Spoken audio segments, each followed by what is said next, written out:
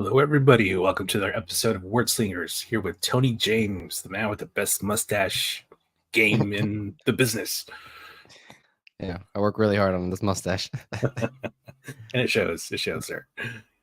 Nicely And done. yeah, thanks for having me on your show. Yeah, no problem, man. Looking forward to talking to you about writing. Yeah. So let's jump right in, man. How'd you get started writing? Let's see. My dad's a big movie buff when I was growing up.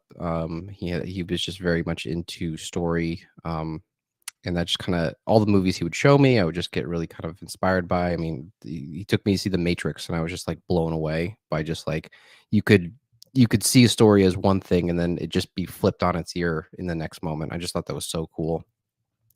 So in high school, I would just write plays, and my friends would act them out. And that's really kind of the first kind of taste of writing that I had. And then I segued that into college, making like over a dozen short films that I wrote, and my friends also starred in. They were really corny, really cheesy. And then I made this one film about a thief that like his appearance changed over time, like so it was like different actors playing the same character. And then that got me into this program called Creative Minds in Cannes, where I actually got to take that film to like the Cannes Film Festival, and it was like part of like a short film corner that they had at the convention. That's awesome. Yeah. That was really fun. If you ever get a chance to go to Cannes, definitely go. It's a great time. Um, and yeah, just after kind of being in the business, the film business for a bit, I was just kind of like not really in love with like the industry. I didn't feel too inspired by that, but I had this lifelong passion of comics, so I decided to transition my writing from film and just trying to learn comics. And yeah, I've been doing that ever since. Wow. So what was that transition like? I'm really interested in that because a lot of the stuff that I see on YouTube is really focused on film or TV writing, not a whole lot in comic book, like how to script a comic book. So how did you take all your writing knowledge for film and I guess incorporate that into and adjust it to the comic book format? Well, I think a lot of things you learn in those screenwriting books. I think there are some core fundamentals that about pacing and plot and themes and how characters kind of resonate from with those themes. I think a lot of that stuff is translatable. Just the how you kind of work with an artist is just a different visual approach. Like I had to learn from reading like those like Scott McCloud books and like the Will Eisner books. Yeah. Just like, okay, so there's no shot reverse shot, there's no cross cutting, there's no two shot. Every panel has to be focused on a specific action or an object, and you just have to tell it in 5 panels or less per page, and it has to come across visually first before you add in the dialogue. And then I met this guy at New York Comic Con, Joshua Ortega, who wrote the first two Gears of War games, and he's also like a comic book writer. So he actually like sent me his scripts, so I can kind of get an idea of like Yeah. how the scripts are supposed to be formatted. And yeah, just from reading those kind of how-to books for comics, and then seeing an actual professional's comic script, I just kind of like, all right, these are the rules. This is what I'm supposed to do. And yeah, just really just focusing on following the rules of comics. But I think some of the core fundamentals that you learn about in filmmaking, I think they still apply. Right. Like I guess just the art of story is pretty universal. Mm-hmm. But what specifically stood out to you when you saw those scripts? Um, Was there anything that surprised you, I guess? what? Was there anything that surprised you going from like seeing Um, his comic book scripts? oh, I guess just the not being more focused on what is in the panel, and not how we see it, because that's the artist's job to focus on how we see it, which is actually pretty liberating for me. Yeah. I actually enjoyed that part. And then trying to kind of make a comic script tighter and like say, no, let's not tell this page in 7 panels. Can we tell it in 5 and it still makes sense? And you kind of really learn like what you can let go and what is worth hanging on to. Yeah, so it was just kind of the liberating experience of just doing more with less. Nice. Mhm. So from there, what was your first script that you wrote? My first comic script, Right. or just script in general? A comic script. Sorry. Oh, Yeah. my first comic script was a comic called Reloader. It was a cyberpunk comic about a virtual reality bounty hunter, and it was basically a love letter to video games, one of my hobbies. Um, and yeah, it was a good script. You could really, it's like I would like to put the first like Reloader script next to like Star Noir, and you can really kind of see how like the panel descriptions, they really got cut in half. Like I just put so much detail because I didn't know how much we were going to see, so I just kind of wanted to cover all my bases. Right. um but then just working with an artist, I worked with the artist that I worked on that book was really really patient with me, and really like taught me of like, okay, here's what I am the artist is going to control, and these are the types of notes I want to get from you, and it really kind of trained me to like how to work with another artist, because I'm fine with like playing my position. I just want to know how much of the position I'm supposed to play. So yeah, that first script, I think is very good. It just, yeah, it was just, I was overburdening the artist with like so much detail in those panels.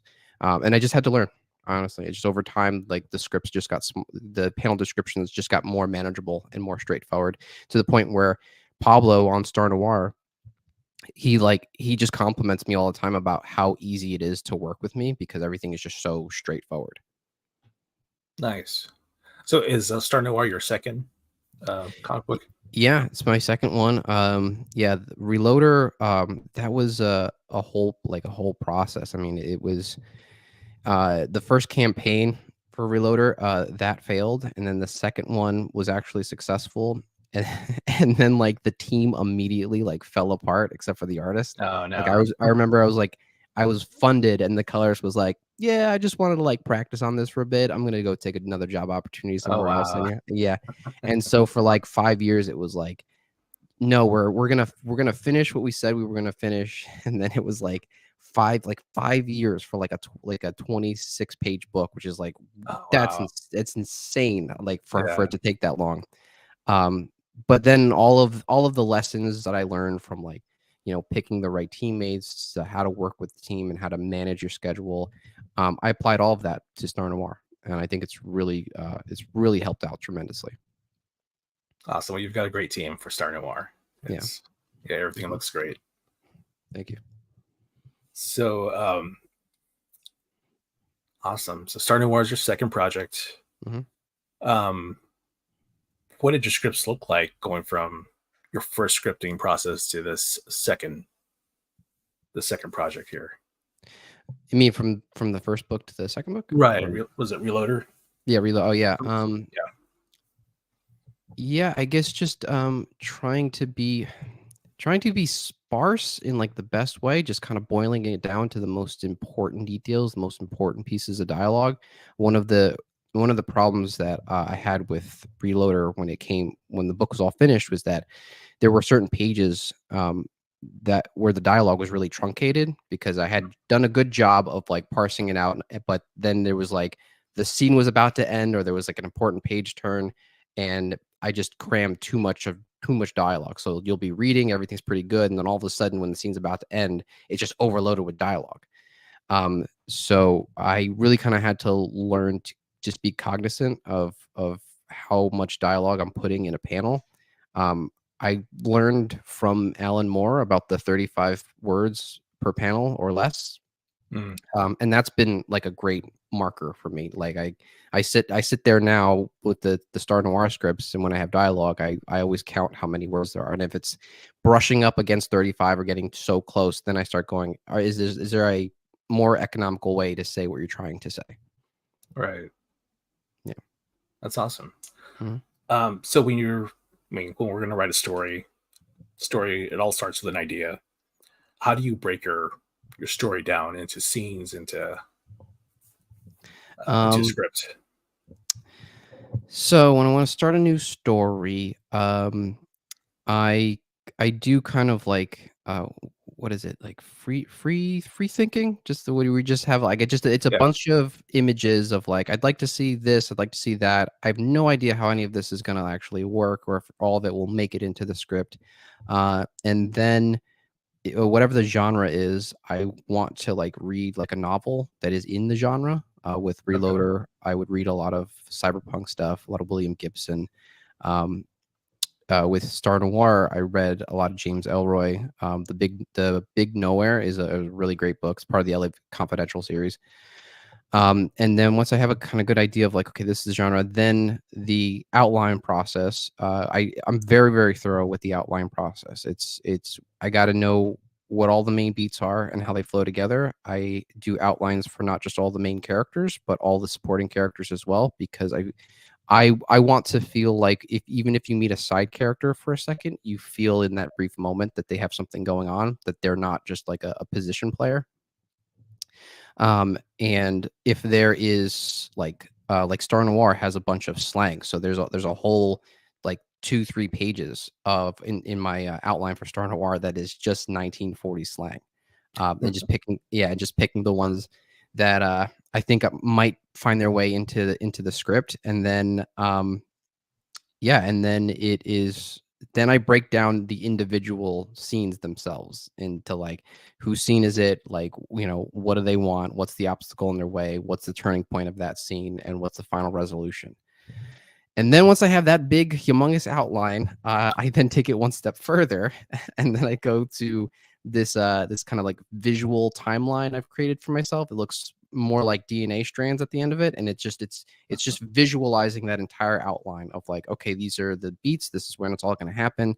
This is all the kind of mini character arcs you've had for everybody, and they really just serve as mile markers for me when I'm writing the script. And then I write the script, and then I just sort of I just try to follow the outline as best as possible, but I always leave room to call an audible, because I just want the characters to kind of act the way that they would want instead of me kind of forcing them in a particular direction. Right. So then I'll write the script, and then there are changes, to the plot that I found out along the way. Oh, this plot point actually is really small and not that significant. Maybe we just make it, this small part of this bigger thing that actually happens. So that's the exhaustive process I go on. That's really cool to hear. Yeah. So do you have an editor or do you edit yourself? And if you do edit yourself, what's that process like? I do not have an editor. I probably at a certain point should definitely have one. Uh, my process of editing myself is just trying to. I don't like when I read a comic and it feels like there's unnecessary filler. So I feel like I'm always hyper aware of like what could potentially just be unnecessary filler. I'm always asking, does this scene need to be here? Does it I usually see write a scene and it's like, oh, it's 6 pages. Can we do this in 4? And I try to like do a draft where it's just in 4. And usually I go with the one that's shorter because I feel like leaner is always better. It just feels Yeah, tighter. I edit myself by trying to be more economical, more sparse. If I can express an idea in 5 words and not 10, I will try to go for the 5 words. definitely. Comic books, like the real estate of pages is so few. So Yeah. you Hmm. do want to be economical with those. Yeah. For sure. Oh, cool. Oh man, I had a question for you earlier, but that went out my head because I was listening. It'll come back. It will come back. So no, that's really cool. So doing your own editing. I also self edit, and I have like a set of questions that once I write and I allow myself to explore the story, I come back to those questions and I ask myself, okay, did you hit this beat? Did you hit this beat? That's what I was going to ask you. Mm. In your first issue, your issue number 1, so what story beats do you try to hit? Yeah. So in issue one, just for Act One, is basically what the first books is usually is for me. It's I'm trying to as quickly and efficiently as possible, trying to set up who the main characters are. If there are supporting characters who appear in other books, try to tease them in some way. Just like in Star Noir, Alan sitting at the bar looking at a poster for Stella Belafonte, and it's just like it's just a way to kind of set up like, hey, we're going to see this character in a future book. Um, Getting the conflict off the ground as fast as possible. Yeah, and so that the when you finish the first book, whether it's Reloader or whether it's Star Noir or something else, I just want the reader to feel like I got the conflict, I got the main characters, I got supporting characters teased, and I have a really good sense of like where the story is going to go next. So if I do all of those things, I feel like it's a pretty solid first act. Nice. That's awesome. Let's go ahead and look at your campaign. Pull that Yeah. up. You can talk to us about Star Noir. So, All right. So, what's the book about? Star Noir is about a 1940s detective who teams up with a gray alien to stop a shapeshifter who is killing LAPD officers in Central Station. Alan Miller is a homicide detective who has nightmares about being abducted by aliens. And he is called in to solve the murder of a traffic detective named Patrick Perkins, who is brutally killed on the 6th Street Bridge and has his heart removed. He has, there are no tangible leads until he is met in the middle of the night by an alien who tells him about the shapeshifter and says that the shapeshifter is one of Alan's fellow officers. And Alan tries to brush that off, and then eventually, as the case starts getting weirder and weirder, he is partnered up with this character named Ellis, who is very, very short, who tells him that I was the alien that visited you and told you about the shapeshifter, and I am projecting a human image onto everybody else. And you and I are going to team up, and we're going to figure out who killed the traffic detective. And while that's going on, the shapeshifter is out there picking off more cops. Very cool. I love this artwork. Yeah. Pablo and Vin and Marco, they're like a dream team. I don't know what to tell you. Like they every time they send me pages, I'm just constantly like blown away. I mean, like wow is the word that I constantly use when I get an email from them. Very nice. Mhm. I know I asked you backstage, but let's go talk about it here. How did you meet these guys? Yes. So both the artist Pablo and the letterer Marco, they both came from the Facebook group Connecting Writers and Artists, which I highly recommend. There's a lot of great talent on that Facebook group. Um, and Vin, the colorist, I found on Instagram, just kind of flipping through colorist hashtags, just trying to find, find a good fit. Vin had expressed his desire to do this kind of like vintage look, this very kind of I don't know he does something with like the brush strokes that just makes it very, very like of the time, and it really complements Pablo's art style really well. Yeah, there's lots of texture in those brushes. It's beautiful. Yeah, I mean, I just like the way that he does the car here. Like, Yeah, just if you kind of look at the specific kind of, it's like it's not just like a perfect clean like brush. There are like little tiny brush strokes in there that kind yeah, of give it more character, even the road around those guys is just yeah, it's not just like this one solid color. yeah. It's all very subtle, but it's there. Yeah. hmm yeah, that's the scene right there where Alan is met by the alien in the middle of the night who tells him about the shapeshifter. So And the then alien's name is Alice, right? his name is Ellis. Yeah, his name is Ellis Tate. They call him ET for short. So a Gotcha. little wink and a nudge there.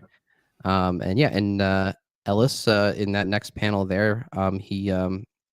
He's partnered up with Alan, and yeah, they go across 1940s Los Angeles trying to find this shapeshifter here that is attacking Ray Foster, who is the partner of the late Patrick Perkins. Yeah, they're trying to find them as fast as possible while Alan's fellow officers are getting picked off. Yeah, it's a great book. If you guys out there, you haven't picked this up yet, you got to pick it up.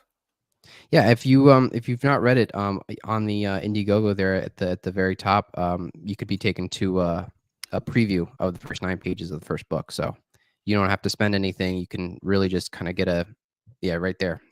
Right. Yeah, you could just go right in there. You could just read the first 9 pages, and you should enjoy yourself. Most people who read the 9 pages do end up getting a copy of the book, because it's very exciting. I'm very blessed to be working with an incredible art team for this story. Yeah, and the story's great. Like the artwork Yeah. is good. It's beautiful to look at, but your story, your writing is it's very well done. Thank you. My partner Gwen always is like, whenever someone like on a show like compliments my writing, she's like, "Can you like remember that like a person who doesn't owe you something like gave you a compliment?" And it's like, yeah, I know I can be a very cynical writer, very very hard on myself. That's what keeps us striving for Yeah. not perfection, but keeps us striving to get better. Right. No, but you are, man. You're a talented writer. I really enjoyed the story. Cool, man. Yeah, I mean, we're with the second book, we're trying to top what we did in the first book. Like, I feel like when you're telling a story, that first act is really just kind of a good opening argument, but the next book and even the books that are in the middle of this series, they're all about just kind of upping the ante and just giving the reader confidence that like no, it's not like the first book was just great. There is a whole mystery here that is worth diving into, and it does take big turns that Yeah. you really are going to be shocked by. But yeah, we got we got a lot of great awards. If you just want to get the book, you can get there's a digital tier that you can get, or you can get the physical books that I have right here. There you go. Yep. Yeah, let me blow you up. If I can figure out how to do that. Yes. Nope. Other Sorry, screen. I'm a boomer. I'm a boomer on this thing. It's okay. Technical difficulties. Yeah. No, this is a great looking book, man. And Yeah. okay, so on these tiers, because it doesn't really give me the information, I guess, unless I click on it. Yeah, when you click on it, yeah, when you click on it, it gives you all the information. Okay. Yeah. Oh, So there we go. Yeah. yeah, so that's for a digital copy of just book 2. If you're a new reader, there's a couple notches down that is called the setup. There you go, the setup right there. Okay. So if the physical is too much, you guys can definitely jump in on the digital. And since the first book is already done, you won't have to wait long to like read the first book. So you'll get the first book fulfilled very quickly. Nice.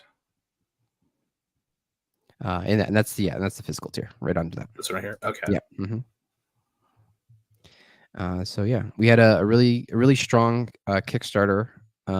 We actually made more money on the second Kickstarter than the first book, which is pretty awesome. Yeah. Yeah. So yeah, that means word of mouth got out there, right? Like people heard about it.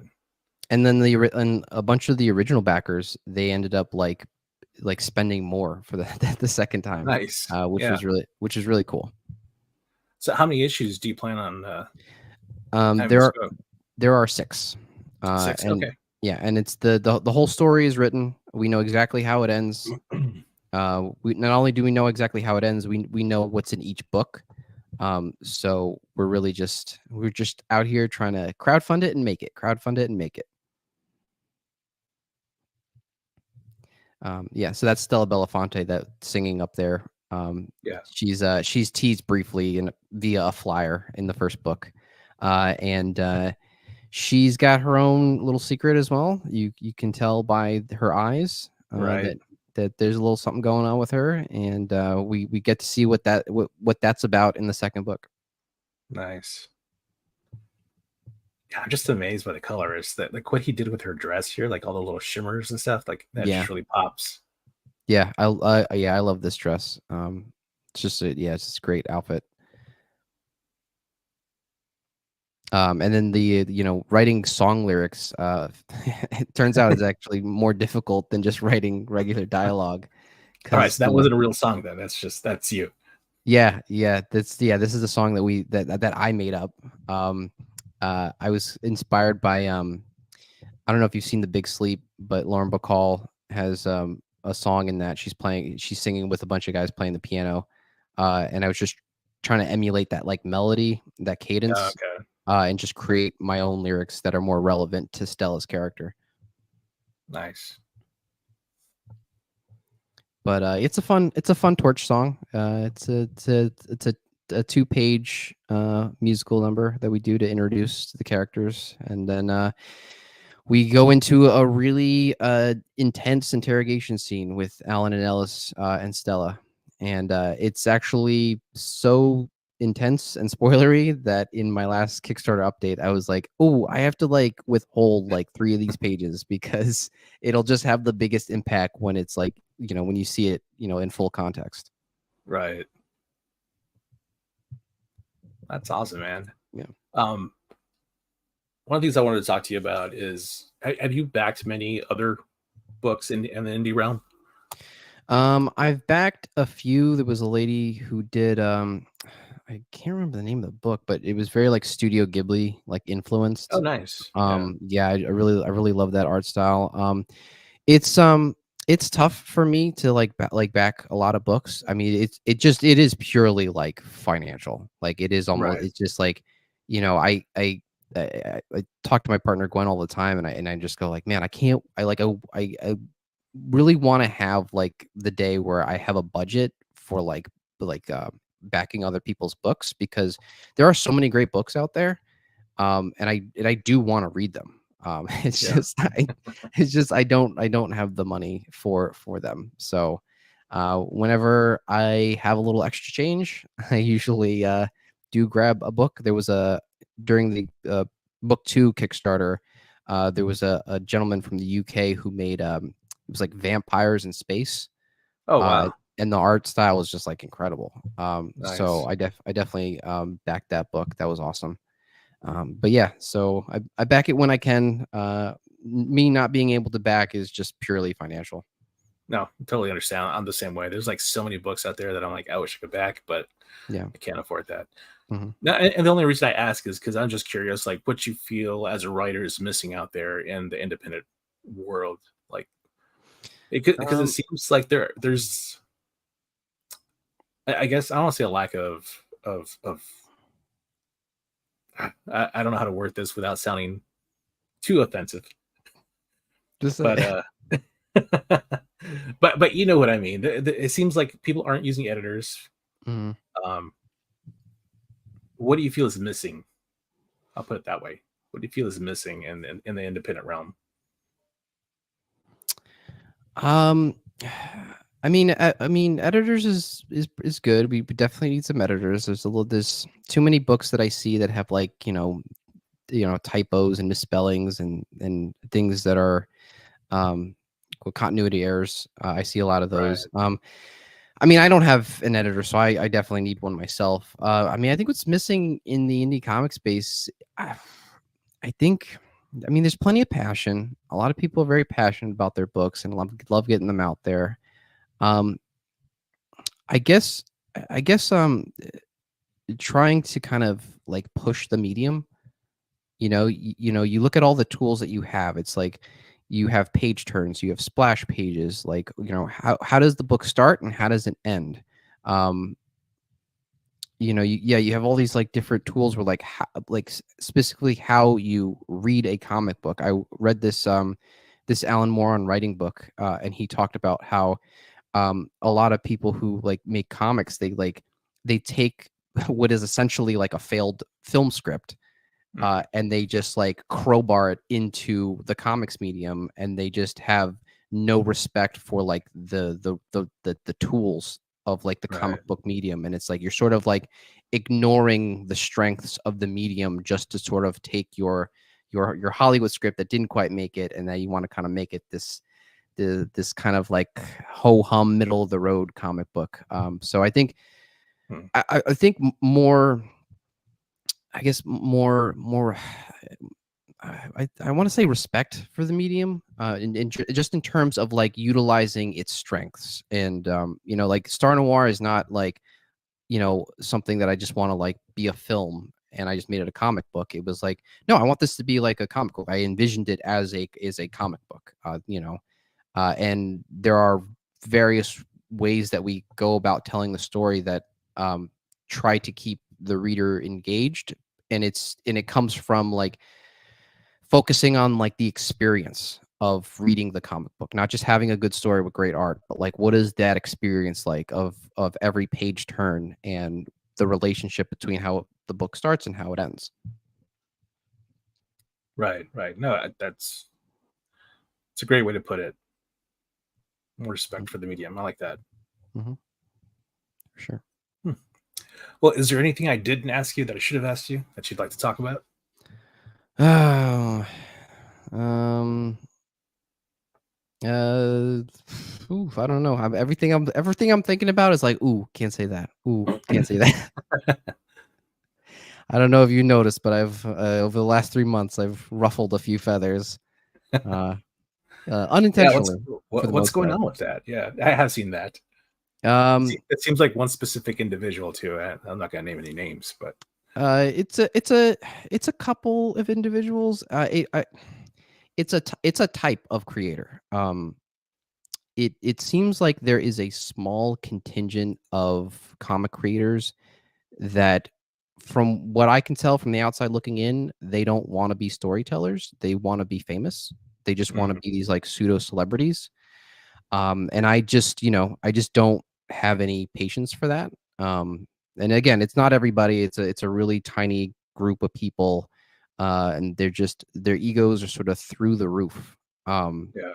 and the one of them that I got into it with just made everything just like so personal. Like every it started as like a simple disagreement, and that person like, and I ended up being on a stream, and that person he like hurled insults after insult at me for like 45 minutes, but then at the end was like, Wow. yeah, but I really like Star Noir and I think it's like a good book. And I was like, oh, come on, man, like you can't sit there and just like try to make me feel small and then tell me how much you love Star Noir. And then at the end of it, that person said, oh, well, Star Noir is going to end up in a landfill. And you're like, Wow. this is crazy. Like most creators I meet are like Johnny or Keith. Like they're Yeah. they're like normal. They've got books. They're passionate about it. They want to get them out there. They have respect for other creators.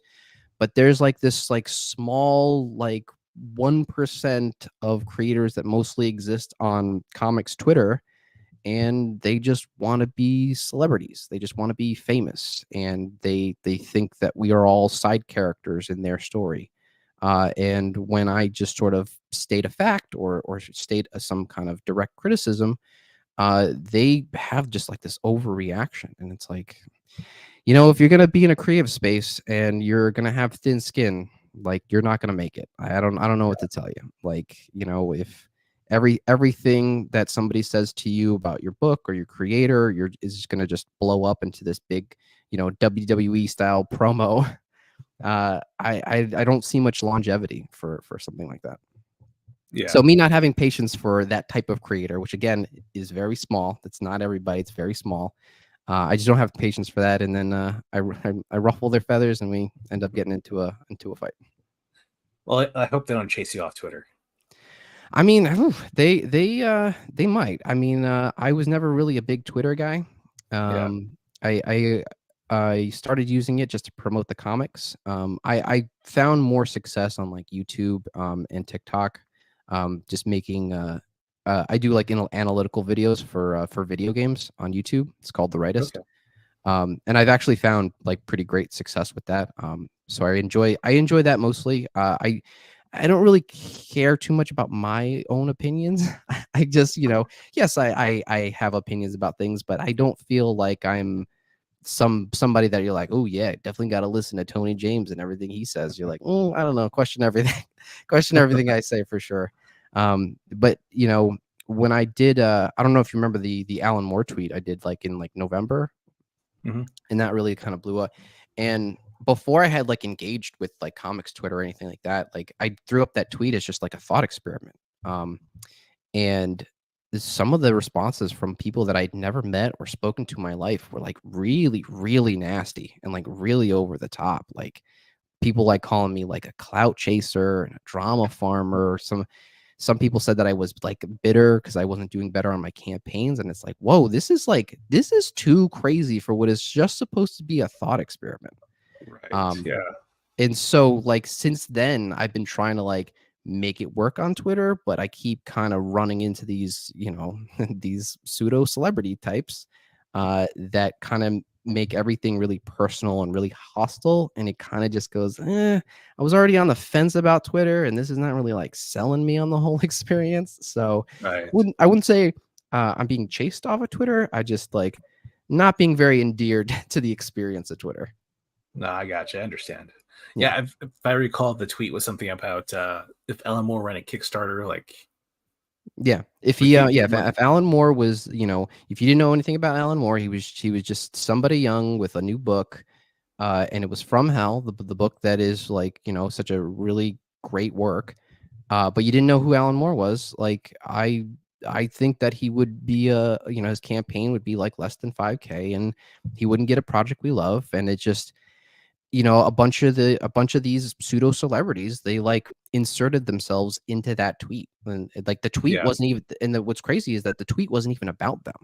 Like it was just about like, no, just like just imagine like the landscape of crowdfunding right now. Like you could right. have the next Alan Moore, but there's a great chance that they're not running like a $30,000 campaign, and you're like, oh my god, of course, like because they're just so great. It's like, I see a lot of creators who will like, man, they have like a whole future in this business, and they run really modest campaigns. Like, and Yeah, it's just like there's nothing wrong with your books. They look amazing. It's just you have a small platform, and so you kind right. of fly under the radar.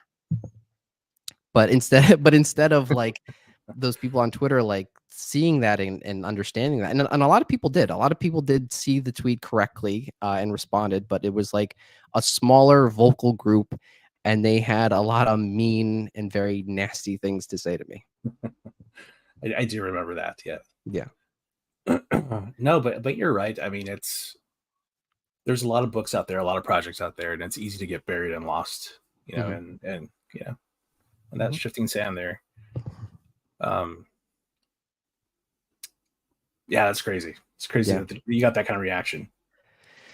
Yeah. Well, yeah. Well, that's what happens when you tell the truth. That's very true. What I've learned about comics Twitter is that, I mean, it's not a big revelation, but it is an echo chamber. And the one thing an echo chamber loves is a shared narrative. So if you Hmm. say things that challenge that shared narrative, you're going to get a couple of people descending upon you and saying things that you're pretentious and arrogant and you're gatekeeping. I don't know what I'm gatekeeping. I don't have a gate to keep. Uh, Exactly. Yeah. but I sit there and I go, hey, like, you can have amazing art, but if you're not going to work on the fundamentals of writing, you're end up, creating a Ferrari that's running on a potato engine. But they don't want to hear that. So, so I just kind of go, okay, all right, let the echo chamber be the echo chamber. I'll just every now and again I'll say something, but mostly I just want to like share my art. Right. Yeah, and that's another thing is like just because you have a large successful campaign doesn't mean your book is that great. You just Yeah. had you just had the fortune of having a good sized platform. Yeah, and there's nothing wrong with having a, benefiting from a platform that you built, and people wanting to come out and support you because of your book. It's just when they kind of take it the extra mile of like, oh well, I'm also the next Neil Gaiman, and you're like, no, you're Yeah. not. Like you're not even close. and they don't want to hear that. They just want to be told that they're like the next big thing. Right. Yeah, my favorite thing was it's probably been about 3 years ago. There was this guy calling himself the next Stan Lee, Yeah, and I I'm know like, what you're talking about. yeah, why would you do that to yourself? Let other people call you that. Man, if somebody kind of labeled me as like the next like big I would immediately be trying to like throw cold water on that, because it's like that's just too much pressure to live up to, you know? Exactly. Yeah. It's like how about I just be me, and then, over time you can tell me how great I am, because I Exactly. earned it, because you kept seeing more work from me and you're like, "Oh, this person knows what they're doing." Yeah. But that's comics Twitter, man. It's crazy. It's a Yeah. crazy place. Definitely. But I still love it. I still enjoy hanging out in those spaces, and it's entertaining, Yeah. if Yeah, nothing else. I think for me, I think I just like, I don't know, sometimes I feel like I'm not wired for Twitter, you know? Yeah. I just kind of like, if I had the if I could express an opinion, or do an analytical video about a video game that I love, I'm gonna go with the second option, because it feels more creative. Like the investment, and then I also get like rewarded with like a lot of views and subscribers for it. Right. Whereas like comics Twitter, it seems my options are, okay, this will either get ignored, or this will draw the ire of pseudo celebrities who will like try to make you feel like you're a big dummy who doesn't know anything. Yeah. And you're like, ooh, those are two terrible options. Yes, that's true. Very true. Yeah. So, what is your promotional, I guess, game plan when you're putting out a book? Let's see, promotional game plan. Okay, well, up to this point, it's really just kind of like running the gamut of different social media platforms, and just pitching Star Noir in the way that most benefits those platforms. I don't get a I don't do a lot of I do very minimal promotion on Twitter. My Despite all of the likes and retweets, which I absolutely love. When I look at my crowdfunding analytics at the end of the day, Twitter is like a non-factor. Like Twitter is like, it accounts for like one or two backers. Um, so I spend a lot of my time like, like I said, I have that YouTube channel, and then I'll do like a quick short, just pitching them 30 seconds about like, hey, I'm doing this book. If you like the channel, if you want to support me, cool, you can grab that. And on TikTok, I do like these 10-second like panel montages, and I always set it to music to kind of create a vibe or tone. People really connect to that. One of my In my crowdfunding analytics, the search feature is really high, for Star Noir on all of the campaigns, because links on TikTok are so terrible, unless you have like a big pro account, and I do not have that. So you get like a lot of saves, a lot of people saving the video, and then like over the next couple of days, like people start trickling in and start grabbing the book, and then the search um, group, this starts to go get higher and higher. And Gotcha. then, going on Reddit, and going to like this, not just comic ones, but like ones specifically for the genre. Like, so I go on noir Reddits, I go on sci-fi Reddits, and I show them things that would interest them the most. Right. And I generate a lot of backers from that. Going forward, it's very exhausting to do that for 45 days. Yeah, it is. I Uh, can imagine. so I've now kind of switching to like, um to kind of like advertising. Like, we did some Facebook advertising for the last campaign that had mixed results. Now we're gonna try like Twitter advertising, just to see what that's like. And then it might it might be high time for me to join up with them agencies going forward, because it's just, it's the visibility is really like the biggest problem that I think a lot of creators face. It's like, it's Yes. almost like take the quality of like what your story is, like, just out of the equation, because it's like, the book is great, your book is great, it looks great, I'm sure it's a great read, people should definitely have it. It's just that there's so much noise, and it's really hard to break through the noise. I always tell people that, like, when you're putting yourself out there, it's like, don't buy into like the social media lie that if you don't get like a zillion likes on something, that your book is worthless, because that's not true. It's really just like a visibility issue. So yeah, now we're trying to kind of take serious approaches to kind of, break through the noise, with kind of Right. some advertising and some agencies. Yeah, I was talking to somebody not too long ago about how people talk about wanting to put comic books back on spinner racks and like gas stations and stores, and that was great for that time. But I think in these days, it's a digital spinner rack, and it's like TikTok is where all the kids are at. That's where all these people are going. So Mhm. that's the new spinner rack. That's where you need to get your product out to. So I think this year I'm going to try advertising on TikTok. For sure. TikTok, man, TikTok loves when you take a few panels, you set it to like, you time it to music and make it like 10 seconds, 15 seconds, maybe. They really are super into that. Like all of the videos I did for Star Noir over 3 campaigns, like it gets so much engagement. And I don't say anything, like I don't tell them anything about the story. Like I literally just I show a couple panels. It's set to like either some old-timey Hollywood music, or it's kind of like spooky sci-fi music. Um and then I just kind of go like, "Hey, you can like search for it on Kickstarter and you can learn more." And then people like save it into oblivion and go check it out and go back it. Nice. So I highly recommend that as an avenue for advertising. Well, very cool. That's really cool to hear. Yeah. Definitely have to try that out.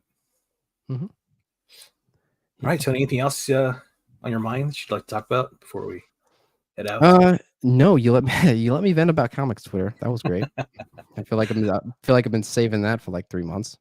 Oh, I'm glad. I'm glad you could express yourself on here.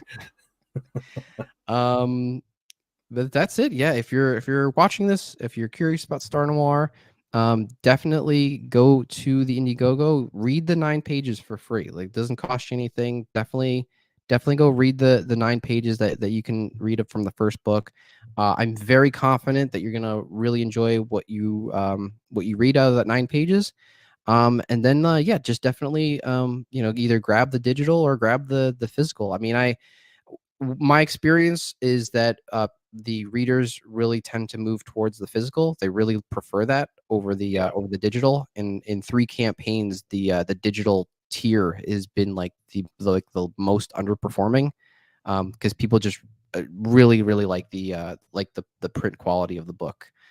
Yeah, I showed you. I showed it again. There it is. Here, I figured it out. There we go. Okay, there you go. Yeah. So yeah. Very People, nice.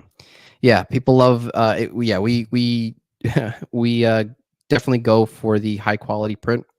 So when you get it in the Gemini mailer and you take it out of the plastic bag, immediately you're gonna go, wow, this is a high quality print. He didn't just kind of like throw this together. Right. And not just a high quality print, but just high quality writing, quality artwork. I mean, Yeah, it's the whole package. yeah. I I mean, think that's how you bring it home. I was in a comic shop and I picked up this Daredevil comic and they had printed it on like, well, it was like tissue paper. Like oh I wow, was shocked that it was like, how are you gonna do Daredevil like this? Like, you know, that's terrible. so it's just like, okay, well, if you're gonna take the time to have a great story, take the time to have a great art team. I mean, that's how you bring it home, is just like make sure the print of the book itself is very high quality. So you just kind of let your readers know that, hey, we take this very, very seriously. Right. Yeah, and it's definitely like one of the best books I read last year. I'd say top 5 books that I read last year. Wow. That's Um, that's oh, there thank you go, you. man. High praise. I am gonna have to remember that when I am like very, very cynical over a draft script, and it's like, oh, but remember when Ben said it was like top 5? Oh yeah, Right, right. You could just replay this part, right? Just yeah, clip it for yourself. And yeah, yeah, exactly. alrighty, well, Um, thanks for your time, Tony. yeah, thank you for Um, having me. I enjoyed this discussion. Very, very good chat. awesome. Yeah, I enjoyed it as well. I'll have to have you back on again. Yeah, most definitely. Anytime. All right, everybody. Back Star Noir on Indiegogo, book 2. And they can get both books on here, right? Yes, yeah, you can get books 1 and 2 on there. Yeah, for Yeah. sure. Yeah. Awesome book, beautiful book. Back it today. Yes. All right. All right, everybody. I'm going to end the stream here. Thank you for your time. Have a good weekend.